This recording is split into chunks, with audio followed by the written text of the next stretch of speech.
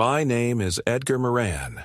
I turned 81 last December, though I doubt anyone in my family remembered. I live alone now in a creaking two-story house at the edge of a small town in southern Pennsylvania, a place that still holds on to its traditions like an old man gripping the handle of his cane. The house is older than I am. Victorian, wood-framed, weather-worn, with a porch that overlooks a street too quiet for the present century. It used to be a beautiful home. My wife, Clara, painted the kitchen walls pale yellow and kept flower pots on every windowsill. She said sunlight made a home feel alive. After she passed away 6 years ago, the plants died one by one. I never replaced them. The kitchen is still yellow, but it's a duller yellow now, like it forgot how to smile. Clara's death hollowed me out. It wasn't dramatic, a heart attack one ordinary Tuesday morning while I was bringing in the paper, but it cracked my world in half.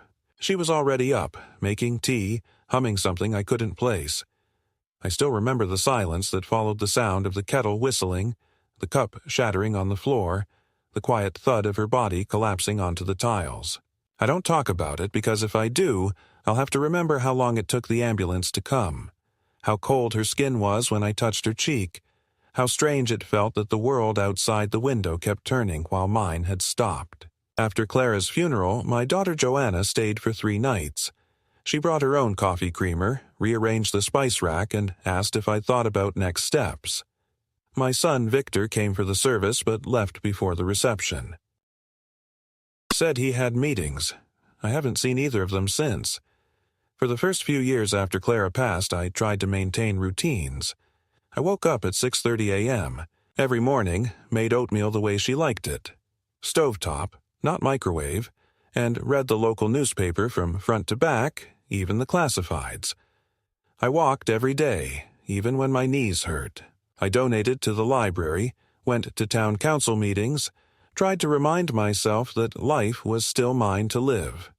But routines are poor substitutes for love, and eventually, they became just another way to measure the silence. I started forgetting appointments.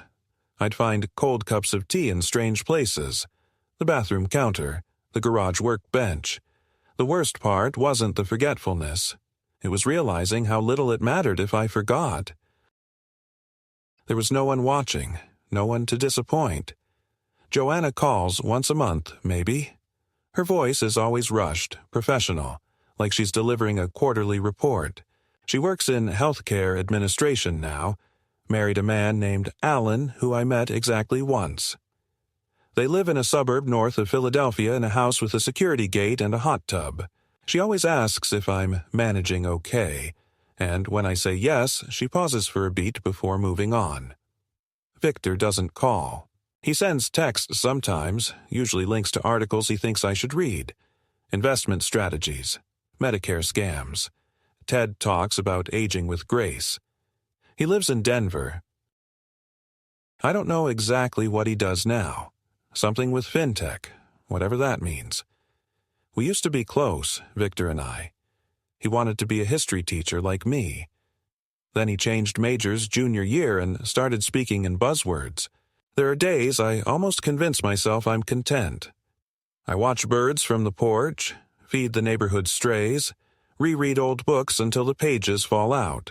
But then I'll see an older couple holding hands in the grocery store, or a child laughing in the park, and something inside me aches so sharply it feels like a wound. I have no grandchildren. Joanna and Alan decided early on they weren't kid people. Victor dated a woman named Erica who had 2 children from a previous marriage, but they broke up years ago. I sometimes wonder what kind of grandfather I would have been. I think I would have read them bedtime stories and built elaborate model train sets. Clara would have made them cocoa and knitted mittens in impossible colors. My body is starting to turn on me.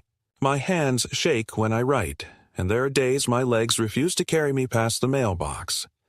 I've fallen twice in the past year, once in the shower, once outside on the porch steps. I lay there staring at the sky, too stunned to call for help. After that, Joanna suggested I consider assisted living. She sent brochures in the mail. One of them had a smiling elderly couple gardening in raised flower beds. "It's not a home," the slogan read. "It's a new beginning." I threw it in the trash. What people don't understand is that home isn't just where you sleep. It's where you remember who you were when someone still loved you. Sometimes I sit at Clara's old piano and press the keys, though I've forgotten how to play. She was the musician. She used to say music made her feel less alone, even in a room full of people. I didn't understand that then. I do now. The house feels heavier these days, as if it's sagging under the weight of my memories. I know the walls are just drywall and plaster, but they feel sentient, like they remember Clara's laughter and my children's footsteps better than I do. At night, I hear the creak of the floorboards and imagine it's her. I talk to her sometimes. I tell her about the birds, about how the town council wants to install parking meters downtown, about the dog that comes by every morning looking for scraps. I tell her I miss her, that I'm trying, that it's hard. Last winter, I caught pneumonia and spent 5 days in the hospital. I don't remember much of it, just the oxygen mask, the beeping machines, the 2 bright lights. Joanna visited once, stayed for 20 minutes, and asked if I had updated my will. Victor didn't come. A nurse named Carlene held my hand the second night when I couldn't stop coughing. She was kind. She reminded me of Clara in the way she tucked the blanket around my shoulders. When I was discharged, they gave me a pamphlet on Managing Chronic Conditions After 80. I read it once and tucked it away in the drawer with the brochures from Joanna. I don't want to die, not because I fear death. I've made peace with the idea that life has a natural end, but because I don't want my story to end like this. A lonely old man, dismissed and filed away by his own children, living in a house that feels more like a museum than a home. I want to believe there's still time to do something meaningful, even if it's small. I want to be remembered for more than just my decline, but more than that, I want to see the truth of what my children have become. Not the polite smiles they offer during short visits, but the cold calculations behind their eyes when they think I'm not looking. I know something isn't right. I can feel it in the way Joanna avoids my gaze when she talks about my future, and how Victor's texts have started to include phrases like asset protection and durable power of attorney. They think I'm slipping. They think I don't notice. But I do. I wasn't always an old man. I once stood in front of a classroom full of teenagers and made them care about ancient Rome and the Civil War. I once loved a woman so completely that we created a world together out of shared glances and quiet routines. I was once the man people came to for advice, for guidance. I haven't forgotten who I am. Not yet, and if my children are planning what I think they are, they'll find out soon enough that their father may be old, but he is not finished. Not by a long shot. It began with a fall, sudden and humiliating, though the injury itself was minor. A bruised hip, a scrape along my forearm, nothing serious. What made it unforgettable was the context. It happened in my own kitchen on a perfectly ordinary morning in March, while reaching for a jar of strawberry jam from the upper shelf. My legs buckled, just gave out from under me, and the next thing I knew I was on the floor. The jar smashed beside me, sticky sweetness seeping into the linoleum like a slow, stubborn accusation. I don't remember losing consciousness, but I must have. When I opened my eyes, the light had shifted across the room, and a shaft of sun from the window was glaring directly into my face. I lay there for what must have been 20 minutes, unsure whether I had broken anything, humiliated more than frightened, until I was able to slowly pull myself up using the counter for support. My breath was shaky, and I could feel the beginnings of a terrible ache forming in my side. But more than anything, I felt exposed, like I had crossed some invisible threshold where a fall was no longer an accident, but a symptom of something greater. Something irreversible. I didn't call anyone. I cleaned the floor as best I could, changed my clothes, and sat in my armchair by the window, trying to read but unable to concentrate. That afternoon, I decided to drive myself to the clinic. though I hadn't driven in weeks. The roads were clear, the traffic light, and I told myself I was just being cautious. The nurse at the front desk raised her eyebrows when I told her my age, and I felt her gaze linger on the bruising across my cheekbone as I explained that I had taken a tumble but was just fine. They ran a few tests, took my blood pressure, checked for signs of concussion, and finally sent me for a CT scan. Just precautionary, the technician said, smiling with practiced reassurance. I waited in the little exam room for over an hour, staring at the faded poster on the wall that showed a cartoon heart wearing running shoes. When the doctor came in, he didn't sit down. He stood by the door, holding a folder, frowning slightly. "Mr. Moran," he said, "you're lucky nothing's broken, but the scan shows some signs of cortical atrophy, brain shrinkage. It's not uncommon at your age, but I'd like to refer you to a neurologist just to be safe." I asked him what it meant, and he launched into a speech about how the brain naturally loses volume over time, about how some patients never notice any symptoms, while others begin to experience mild cognitive issues, forgetfulness, confusion, disorientation. I nodded along, but I couldn't help but feel he was already writing a new version of me, one where I was no longer a man who had taught history for 4 decades, but someone whose greatest challenge would be remembering where he put his slippers. He must have noted my silence because he softened his tone. "It's early. These things develop slowly, but it's good to be proactive." I left with a referral and a printout on understanding mild cognitive impairment, a phrase I hated instantly. At home, I tucked the printout into the junk drawer, beneath a pile of expired coupons and old batteries. I wasn't in denial. I simply didn't believe that one scan was enough to rewrite the narrative of my life. 3 days later, Joanna arrived unannounced. She stood on the porch with a reusable grocery bag in one hand and a forced smile. "Thought I'd check in," she said. She hadn't visited in nearly 6 months. I didn't ask how she knew about the fall. I assumed the clinic had called her as my emergency contact. She made tea, bustling around the kitchen as if she'd grown up in that space, though she'd left for college at 17 and had never really come back. Her voice was light, her tone cheerful, but there was an undercurrent of calculation to everything she said. "I brought you some groceries. Low-sodium stuff, organic soups, almond milk. It's all heart-healthy." I told her I didn't like almond milk. She smiled like that didn't matter. She waited until we sat down in the living room before bringing out the manila folder. "Just a few things I want you to look over," she said. "No pressure."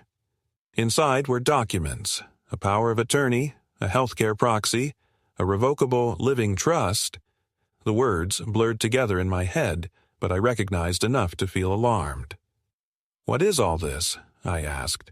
She launched into a rehearsed explanation about how she and Victor were just trying to help, how it was important to have plans in place just in case, how it would make things easier down the line. When I didn't respond, she leaned forward, her smile now tight and brittle. "Dad, the fall. It scared us. And the doctor said—" I cut her off. "The doctor said it's common for someone my age. He didn't say I was losing my mind." Her expression didn't change. "Still, you need to start thinking about the future. We want to make sure you're protected." Protected. The word sat like a stone in my chest. It sounded suspiciously like controlled. She tapped the top page with a neatly manicured nail. "If you sign this, we can help manage your accounts, make sure your bills are paid, talk to your doctors. It's really just a formality." I asked where Victor was in all this, and she said he was in Denver but had reviewed everything already.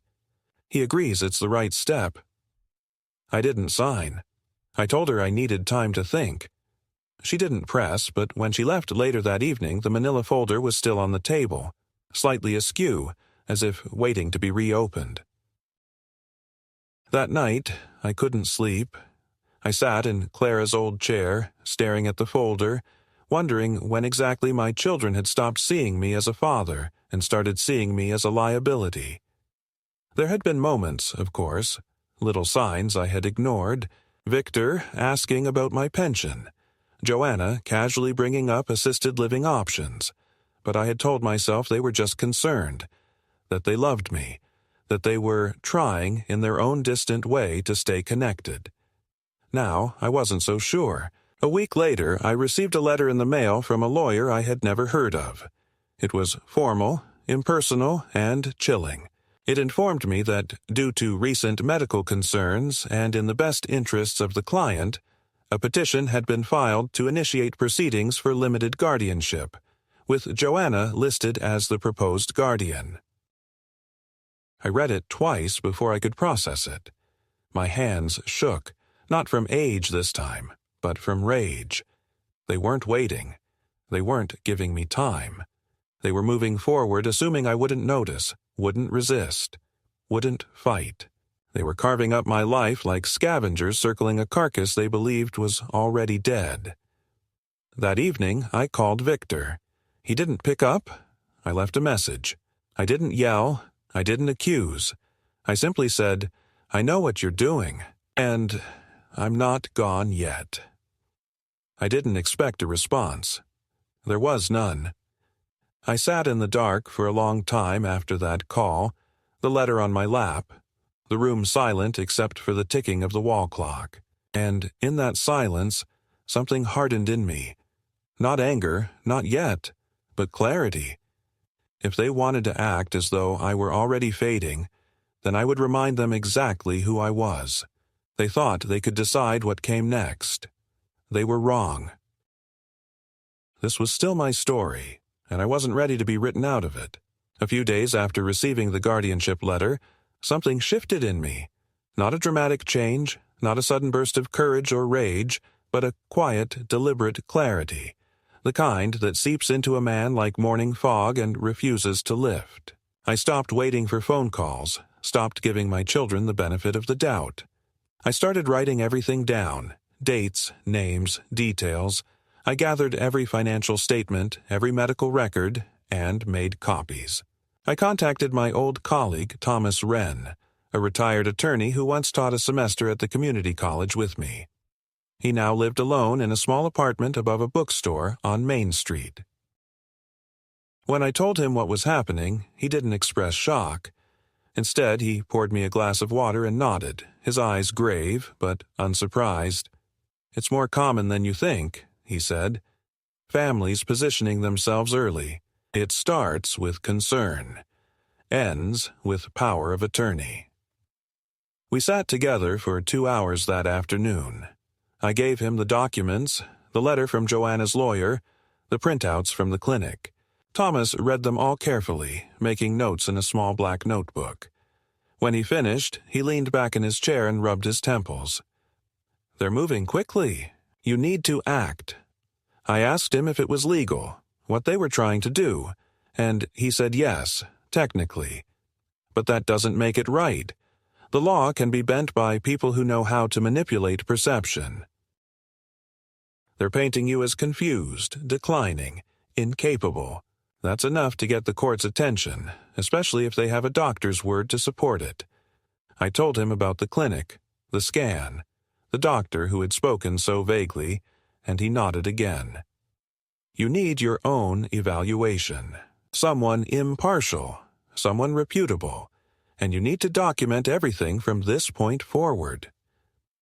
The next morning, I scheduled an appointment with a neurologist in the next town over, an older man named Dr. Clayton, who had no connection to my family or local healthcare network. It took 3 hours of testing, cognitive evaluations, memory assessments, reflexes, balance checks. At the end, Dr. Clayton looked at me with a steady, unflinching gaze and said, "Mr. Moran, your results are within the normal range for someone your age. You exhibit no signs of dementia, cognitive decline, or impairment. You're sharp. Don't let anyone tell you otherwise." He wrote a full report, signed and notarized. I left the clinic feeling lighter than I had in months. That afternoon, I returned home to find a voicemail from Joanna. Her voice was clipped, professional as always. "Dad, I hope you're doing okay. Victor and I would like to meet soon to discuss the next steps. There's no pressure, but it would be better for everyone if we could agree on a plan together." I deleted the message without replying. A plan. That's what they called it now. I began locking my mailbox. I changed the code on my garage. I kept the manila folder of legal papers on the kitchen counter, but now it sat beside a fresh binder with tabs and dividers. I wasn't confused. I wasn't passive. I was watching. 2 days later, I went to my local bank to inquire about the joint account I had opened with Joanna when she was in college. A forgotten relic of another time. One I had continued to funnel small amounts into monthly, almost by habit. The manager, a polite woman named Marla, printed the transaction history for me. My hands trembled as I read it, not from illness, but from the mounting realization that my daughter had been siphoning off funds without ever speaking a word to me. Withdrawals every month, sometimes twice, transfers to accounts I didn't recognize. I asked Marla to freeze the account, then close it. I signed the necessary forms, handed her my ID, and said nothing else. I returned home and sat in Clara's chair with the binder on my lap, going over the statements. My daughter, whom I had taught to ride a bike, whose scraped knees I had kissed better, had been stealing from me. Quietly, incrementally, like a slow drip of poison. And Victor? I had no proof yet, but I knew. I could feel it in his silence, in the way he never answered my messages unless it was to send another article about financial preparedness or aging with dignity. That evening, I called Thomas again. "They've already begun," I told him. "They're taking pieces of me while I'm still breathing." He told me to come in the next day. We drafted a counterstatement, a notarized declaration of competency. We attached Dr. Clayton's evaluation and began preparing a petition to contest the guardianship. But Thomas warned me that even with all this, the court might still side with Joanna and Victor if they presented enough evidence of supposed incapacity. "What kind of evidence?" I asked. He shrugged. "A recorded phone call where you sound confused. A letter where you mix up dates. Witnesses who say you've been wandering or repeating yourself. It doesn't take much when people are determined." The next blow came the following week. I received another letter, this time from the county court. A hearing date had been set, 3 weeks from now. They were not waiting for me to agree. They were moving forward without my consent. Joanna's name was listed as the petitioner. Victor was a co-signatory.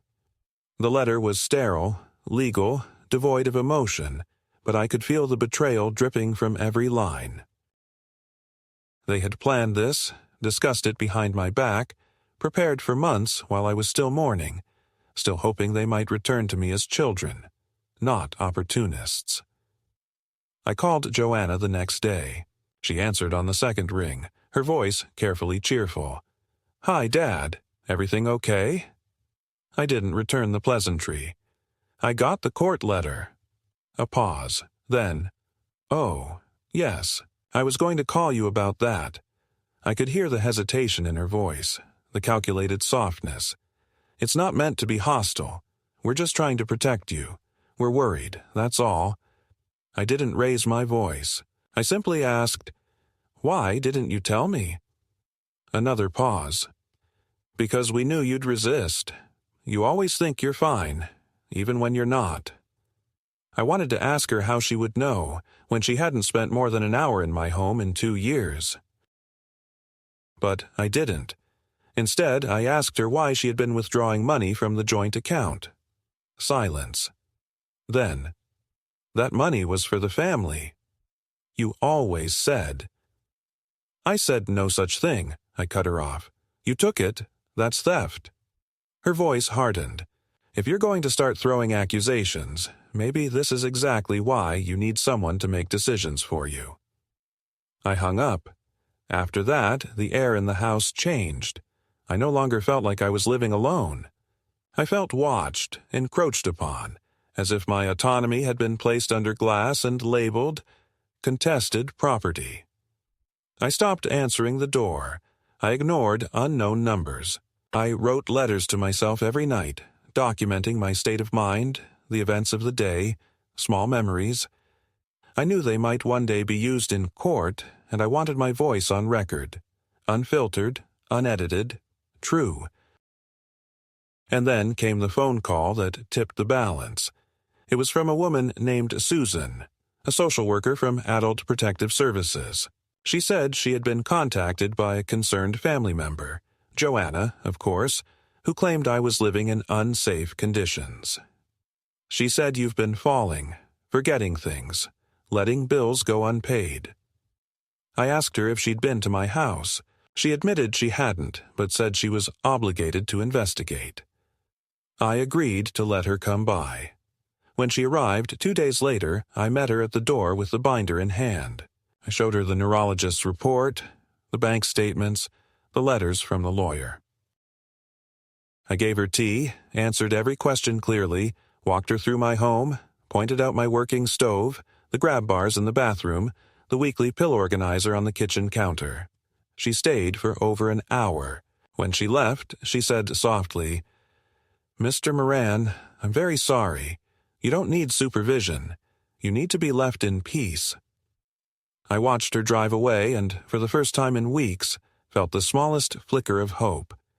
But that hope was fleeting, because as the court date approached, I knew one thing with painful certainty. My children were not finished, not even close. They had decided that I was dying, whether physically or mentally, and they had set their plans in motion accordingly. They believed I wouldn't fight, that I'd go quietly, that my objections would be lost in the noise of old age. They had underestimated me, and that was going to be their first real mistake. The hearing day arrived with a dull weight pressing on my chest, a heavy fog of uncertainty that settled early in the morning and refused to lift. I dressed carefully, choosing a dark blue sweater that Clara had knitted for me years ago and a pair of trousers that still fit comfortably, though I knew I looked older than I felt. The house was silent, almost reverent, as if it too sensed the significance of the moment. The drive to the courthouse was longer than I remembered, the roads winding through sleepy neighborhoods where faces were unfamiliar and stories untold. Joanna and Victor were waiting outside the building, their expressions unreadable, guarded, like strangers masquerading as family. Joanna gave me a quick, rehearsed smile, while Victor's eyes flicked away as if reluctant to meet mine. Inside the courtroom, the air was sterile and cold, the hum of whispered conversations and shuffling papers filling the spaces between formal proceedings. I sat beside Thomas, whose presence was a quiet reassurance. The judge entered with a solemn nod, and the hearing began. Joanna's lawyer presented their case with practiced precision, laying out a narrative that I was declining, unable to manage my finances or make sound decisions. They had brought new medical evaluations, this time from a doctor none of us had met, who described early signs of cognitive impairment and increasing forgetfulness. The words felt like punches, not just to my dignity, but to the very essence of my identity. I sat still, listening, every sentence chipping away at the truth I knew to be my own. When it was my turn, I spoke slowly but firmly, recounting my daily routines, my visits to the doctor, the tests that showed I was well enough. I held up Dr. Clayton's report, and with Thomas's help, we questioned the credibility of their experts. The judge listened carefully, occasionally glancing at the stacks of papers we had submitted, the letters, the bank statements, the recorded phone calls where my voice was clear and coherent. But the courtroom was a battleground of narratives, and I was fighting not just for my freedom, but for my very name. The emotional toll was immense. Joanna looked almost angry, her usual warmth replaced by a cold determination. Victor rarely looked up, but when he did, his eyes held a mixture of pity and frustration. They believed they were doing what was best, even if it meant cutting me out. As the hearing dragged on, I could feel the fatigue setting in, the pressure mounting like the weight of 1,000 unseen hands pressing down on my shoulders. There were moments when I wanted to cry out, to scream that I was still here, still whole, but instead I kept my voice steady, my words deliberate. After hours of testimony, cross-examinations, and legal wrangling, the judge called a recess. I walked outside, the spring air sharp and bracing against my skin. I found a bench near the courthouse steps and sat down, trying to steady my breath. My mind raced with memories of Clara, how she would have held my hand, whispered encouragements, reminded me that I was stronger than I believed. But Clara was gone, and all I had now was the faint hope that truth and justice could prevail in a room full of strangers. During the break, a court clerk handed me an envelope. Inside was a letter from a medical facility I had never heard of. It was an evaluation, allegedly conducted on me during a routine checkup that I had no recollection of attending. The report painted a grim picture: significant cognitive decline, poor judgment, memory lapses. I stared at the pages, disbelief and fury twisting inside me. Someone was fabricating evidence. Someone was trying to silence me. When the hearing resumed, I confronted Joanna's lawyer with the letter. He frowned, flipping through the pages but offering no explanation. Thomas demanded to know the origins of the report, who authorized it, whether I had given consent. There was silence, evasive glances, and a subtle shift in the courtroom atmosphere. The judge paused, making notes, her expression unreadable. That evening, exhausted and overwhelmed, I returned home. The house seemed darker somehow, shadows lengthening in every corner, memories whispering louder than usual. I sat at the kitchen table, the letter clutched in my hand, and realized that this was more than a legal battle. It was a war for my very existence, fought with lies, half-truths, and the cruel assumption that age equaled incapacity. But I was not defeated. I was not broken. I made a decision then, to uncover the truth behind the forged report, to expose the conspiracy against me.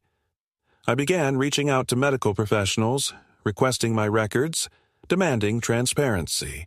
I contacted an investigative journalist I had met years ago, hoping she might take interest in a story where a father was betrayed by his own children.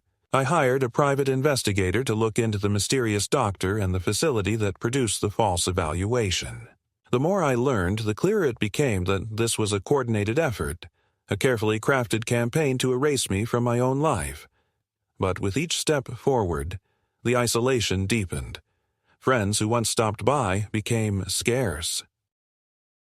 Neighbors who greeted me with a smile now averted their eyes. It was as if the shadow of the guardianship petition had spread beyond the courtroom, touching every corner of my world. Yet, amid the darkness, I found a spark of resilience. I was reminded of the history lessons I once taught, the stories of resilience, of those who faced insurmountable odds and refused to bow. I was one of them now. As the final hearing loomed, I prepared myself not only with legal documents but with a renewed sense of purpose. I was determined to reclaim my dignity, to prove that age and illness do not define a person's worth. I would speak my truth, loud and clear, and if it meant standing alone, so be it. Because in the end, what mattered most was not the outcome of the court, but the preservation of my own soul. The days that followed the initial hearing blurred together in a haze of quiet dread and relentless resolve, the kind of mental state that settles into the bones of a man who knows that the people closest to him have become the architects of his ruin. I woke each morning not with the clarity of rest, but with a burning sense of unfinished battle, a heaviness in my limbs that had nothing to do with age or illness, and everything to do with betrayal that had found its way into the deepest chambers of my heart. I had spent my life trusting my instincts, cultivating wisdom through years of teaching, of raising a family, of loving Clara with the steadfastness of a man who never once believed he would be standing alone at the end of all things. And yet here I was, navigating a world where my own children, flesh of my flesh, were laying bricks into a coffin they were preparing to nail shut before I had even drawn my final breath. The private investigator I had hired, a wiry former detective named Hal Kepler, called me 3 days after the hearing with his initial findings. His voice was rough but precise, and when he spoke I could feel the gears turning on the other end of the line. "Edgar," he said, "there's something rotten in that evaluation they submitted." The facility, this so-called Hawthorne Neurology Center, doesn't exist at the address listed on the documents. The doctor who signed the report hasn't held a medical license in this state for over 8 years. He lost it after a malpractice lawsuit. I stood frozen in the middle of my hallway, the phone pressed to my ear, Hal's words ricocheting through my brain like steel pellets. "You're telling me they used a forged report?" I asked, though the answer was already curling in my gut. "I'm telling you," Hal replied, "that someone either fabricated the whole thing or got that guy to sign off on it to lend it a false air of legitimacy. Either way, it stinks." I thanked him and hung up, my hands trembling not with fear, but with the sudden rush of clarity that so often follows despair. They hadn't simply misunderstood me, hadn't just erred on the side of caution or acted out of misguided love. No, Joanna and Victor had crossed into calculated manipulation. They had decided, for reasons still not fully known to me, that I no longer deserved the right to govern my own life. They had gone beyond legal maneuvering and entered the realm of premeditated deceit, and yet they still came, still called occasionally, still left voicemails laced with syrupy concern, still asked if I needed anything, all while behind the scenes they sharpened their knives and measured my coffin. I forwarded Hal's report to Thomas, who responded with rare, visible anger. "This is grounds for perjury, fraud. Hell, criminal conspiracy if we dig deep enough," he said, slapping the table with his open palm. "If we present this at the next hearing, it'll tear their petition apart." But I didn't want to wait for the hearing. I wanted to confront the truth, to see it in their eyes, to give them one last chance to admit what they had done, not for forgiveness, but so I could know, definitively, that the children Clara and I had raised were lost to us forever. I invited them both to dinner. Joanna accepted almost immediately, suspiciously eager. Victor took longer to reply, eventually sending a curt message. "If it'll help clear the air, fine." I spent the afternoon preparing Clara's pot roast recipe, the one she used to make every Sunday. I cleaned the house thoroughly, not because I wanted to impress them, but because I needed to reclaim it as mine. I set the table for 3, polished the silverware, lit the old oil lamp that used to sit in Clara's reading nook. When they arrived, I could tell they were unsettled. Joanna's smile faltered when she saw the effort I had put in, as if unsure whether this was a genuine gesture or a trap. Victor was quieter than usual, his eyes scanning the room like a man walking into a room wired for explosives. We ate in silence for the first few minutes, the clinking of cutlery against porcelain filling the space between us like a language we had all forgotten how to speak. Finally, I spoke. "I know about the evaluation," I said. Joanna looked up sharply, her fork halfway to her mouth. Victor froze, then slowly set his knife down. "What are you talking about?" she asked too quickly. "The Hawthorne Neurology Center," I said. "The doctor with the revoked license. The fake address. I know you used a falsified report in court, Joanna." Her mouth opened, then closed, then opened again. "I don't know what you think you know, but—" I cut her off. "Stop. Just stop. I'm not confused. I'm not losing my mind. I hired an investigator. I have the evidence. You tried to present forged medical documents to the court." Victor shifted uncomfortably in his seat, then spoke, his voice low and resigned. "You weren't supposed to find out. We thought, maybe if it just went through quickly you wouldn't have to go through all this." "Go through what?" I asked, my voice rising now. "Go through the process of having my life stolen from me? Of being declared mentally incompetent while I can still recite Lincoln's second inaugural address from memory? Of watching my children scramble to claim my assets like vultures picking clean a carcass that hasn't even stopped breathing?" Joanna's voice cracked. "It wasn't like that. We didn't know what else to do. You've been alone, and it's not safe, and you've fallen, and instead of talking to me like an adult, like your father, you decided to forge medical documents and petition the court behind my back." I leaned forward, my hands flat on the table. "What did you hope would happen? That I'd just fade quietly into the background while you moved into my house, cashed my pension, and erased every trace of who I am?" Victor spoke again. "We weren't going to move in. We were going to sell the house." I laughed, bitter and humorless. "Of course you were." The conversation dissolved after that. Joanna tried to insist that it was all a misunderstanding, that they had acted out of love, but her words rang hollow, like a sermon preached from an empty pulpit. I watched them both closely, searching for even a flicker of remorse, of recognition that they had gone too far. But what I saw instead was something colder: justification, entitlement, calculation. When they left, I knew something in me had irrevocably changed. I no longer saw them as misguided children. I saw them as adversaries. Over the following weeks, I prepared. Thomas helped me file a formal motion to dismiss the guardianship petition based on fraudulent evidence. We included Hal's report, the real doctor's letter, a notarized statement from the neurologist, and a transcript of my conversation with Joanna, which I had recorded legally under state law. At the same time, I went through every document in my home, reviewing the deed to the house, the details of my pension, the joint accounts. I began moving assets into protected trusts, notifying banks of unauthorized access attempts, changing beneficiaries, rewriting my will to reflect the truth. And then, just as I thought things couldn't sink any lower, I discovered they had attempted to access my life insurance.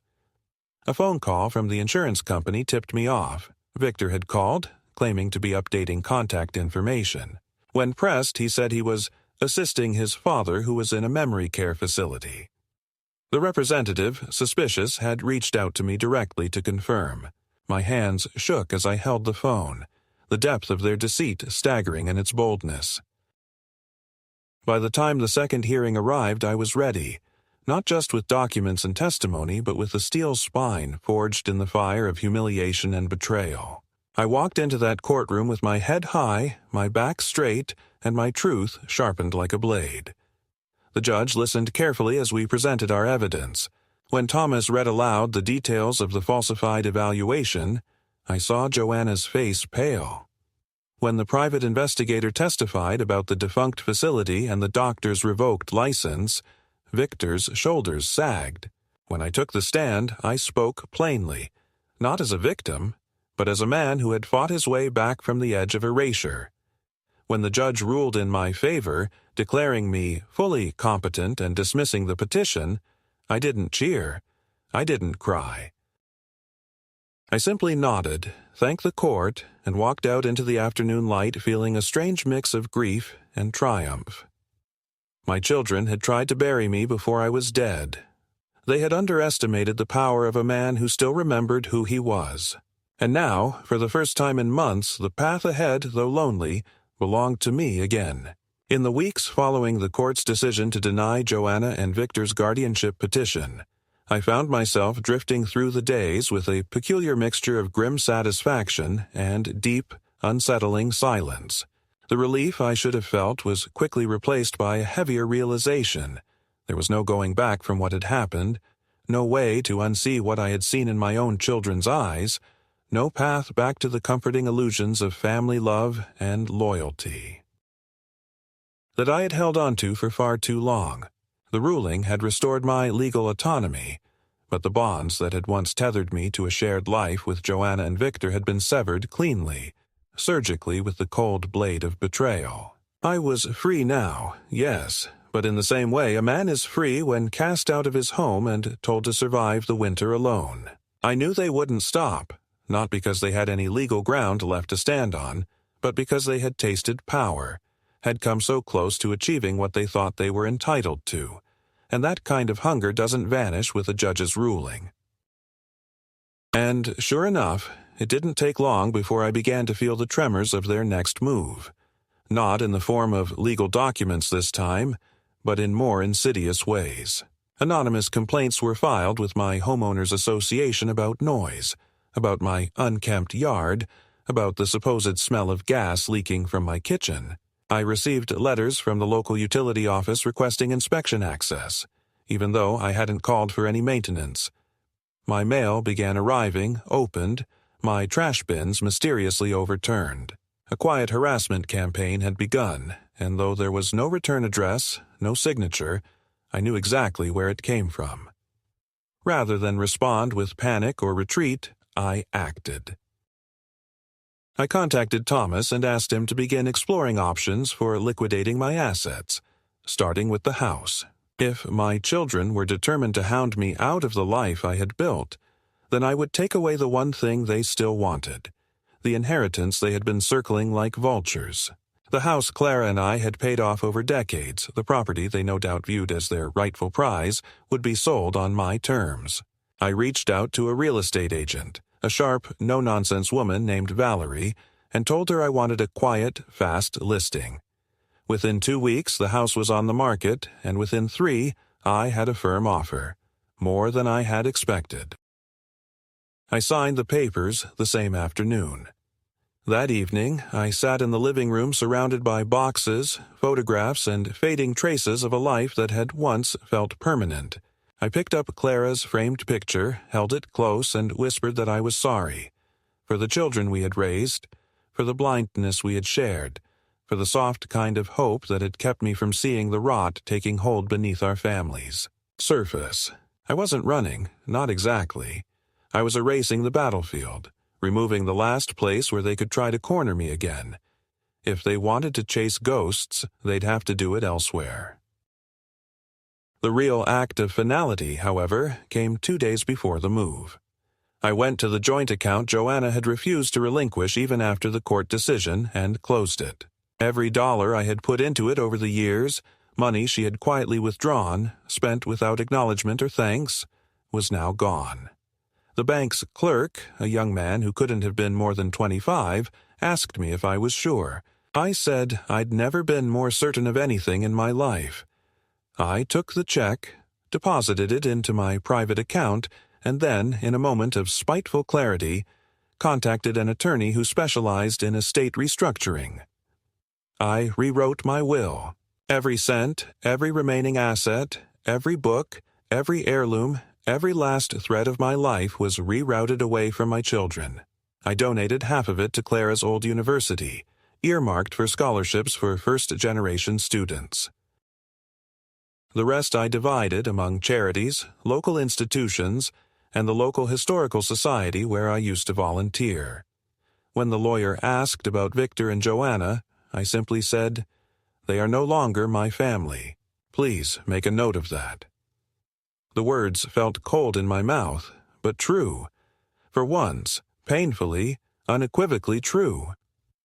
On moving day, I watched as the movers packed the last of my things, my world condensed into a few cardboard boxes and a single suitcase. My new apartment was modest but bright, tucked away in a quiet community where no one knew my name. No more family photos on the walls, no more antique grandfather clock echoing Clara's taste. Just clean white walls, warm sunlight, and the faint scent of new beginnings. I felt no triumph, no victory, only stillness, a quiet that wasn't empty, but earned. And then the inevitable happened. Joanna appeared. I came back from the grocery store one afternoon to find her sitting on the stoop of my new building, dressed in a fitted blazer and dark sunglasses, her expression unreadable. She stood when she saw me, brushing imaginary dust from her lap, and said, "So, this is where you've gone." I said nothing, just stepped past her and unlocked the door.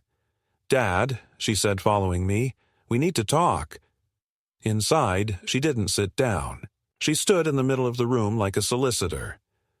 "Why are you doing this?" she asked, her voice cracking at the edges. "Why are you trying to punish us?" I looked at her, really looked at her, and saw not the child I had raised but a woman, shaped by years of quiet ambition and carefully measured affection. "This isn't punishment," I said. "This is protection. I'm protecting what's left of me. From you." Her mouth twitched as if she were about to cry, but no tears came. "We're your family," she said. "You don't turn your back on family." I laughed softly. "You turned your back on me the day you decided I was more valuable as an invalid than as your father." She said she didn't understand, that she had only wanted to help, that everything had been misinterpreted. But I had heard these words before.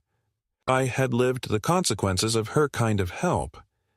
When I handed her a copy of my new will, her hands trembled. She read the opening lines in silence, then looked up at me with wide, stunned eyes. "You've disinherited us?" I nodded. "Not out of anger, out of necessity." Her voice rose. "This isn't fair. You're not thinking clearly." I held up a letter from Dr. Clayton, recently updated, affirming my mental clarity and decision-making ability. "I'm thinking more clearly now than I have in years." She stared at me for a long time, and then, slowly, something inside her hardened. The vulnerability drained from her face, replaced by the cold, calculating look I had come to know too well. "You'll regret this," she said, almost a whisper. "When you're alone, when no one visits, when no one remembers your birthday." I smiled. "I've already lived that. You just didn't notice." She left without another word. I watched her walk down the hallway, her heels echoing like distant drums, and I felt no satisfaction, no bitterness, only relief. The performance was over. The curtain had finally fallen. That night, I sat by the window, watching the lights shimmer on the lake beyond the trees. I thought of Clara, of the life we built, of the children we raised with all the love we had. I thought of every bedtime story, every lunch packed, every sacrifice made in the name of a family I now understood had never quite seen me as I saw them, and I said her name out loud, just once. Clara, not out of grief, not out of longing, but as a benediction. I had done what I could. I had survived their plans, outlived their greed, and reclaimed my name. That would have to be enough. Some endings come with thunder, with slammed doors and shouted words that echo through generations. But mine arrived with silence. Thick, absolute, unmovable silence that stretched across days, weeks, months. No more calls from Joanna. No terse emails from Victor. No letters, no demands, no petitions. Just stillness. A kind of exile not imposed by law, but by the quiet cruelty of absence. I had not expected reconciliation, but the finality of their disappearance still left a taste in my mouth like ashes. I moved through my new apartment like a man learning to breathe underwater, cautious, deliberate, aware that one wrong thought might drown me in the weight of all that had been lost. And yet, beneath the sorrow, there was clarity. A life stripped of illusion is not a life without value. It is a life sharpened to its truth. I began to form new routines, not the desperate mimicry of purpose I had constructed after Clara's death, but quiet, honest rituals that suited the man I had become. Mornings began with coffee brewed strong and black, a walk around the small lake near the edge of the complex, nods exchanged with a few other residents whose names I never learned but whose faces grew familiar. I volunteered at the Historical Society again, helping digitize old documents, catalog donated photographs, piece together the fading edges of someone else's forgotten family. There was something fitting about it. Me, a man abandoned by his own blood, preserving the stories of strangers so that they wouldn't be erased as I had nearly been. There were moments of loneliness, of course, days when the quiet was too much, when the ache of betrayal pressed against my ribs with renewed force. On those days, I wrote. I filled notebooks with my thoughts, not as memoir or testimony, but as record, as evidence that I had lived, that I had endured, that even in the absence of familial validation, my existence held weight. I wrote about Clara, about our first meeting at the campus cafe, about the way she laughed when I mispronounced bougainvillea. I wrote about the smell of fresh-inked history textbooks, about the joy of unlocking a student's curiosity, about the scent of our home in autumn when she baked apple pies every Saturday. I wrote about Joanna's first recital, Victor's science fair project, the long drives we took to visit her sister in Maine. I wrote about the erosion, the slow, almost imperceptible shift from connection to distance, from warmth to suspicion, from love to transaction. And, in writing, I made peace not with them, but with myself. Occasionally, I would see headlines about elder exploitation, about families siphoning estates, about guardianship abuse, and I would feel a cold, familiar pulse of recognition. I did not become an activist, but I began to speak, quietly, in private, to people I met in line at the pharmacy, to a retired librarian who confided that her niece was helping with her finances, to a widower whose son wanted to move him somewhere more manageable. I didn't give advice. I told my story, and sometimes that was enough. One man even called me 3 weeks later to say he had reconsidered signing over his home. "You saved me," he said. I didn't tell him that I hadn't saved myself. Not completely. I had only survived. Sometimes that's the same thing. One evening, 6 months after the final hearing, I received a letter in a plain envelope with no return address. Inside was a single photograph, Joanna, standing in front of what looked like a church, her hand resting on the shoulder of a young boy. There was no note, no explanation, just that image. I stared at it for a long time, unsure whether it was meant as an offering, a taunt, or simply a trace of guilt left unspoken. I placed it in a drawer and never looked at it again. It didn't matter. The story had already ended. That photo was just an echo. The apartment aged with me. Seasons changed. I bought new furniture. I adopted a dog, an old mutt named Sam, who had been passed over at the shelter for years. We understood each other instantly. 2 relics, still walking. He followed me from room to room, slept beside my armchair, barked at shadows as if daring the past to reappear. He was company, but more than that, he was loyalty without expectation. I told him everything, and he never judged me. In the end, I didn't die forgotten.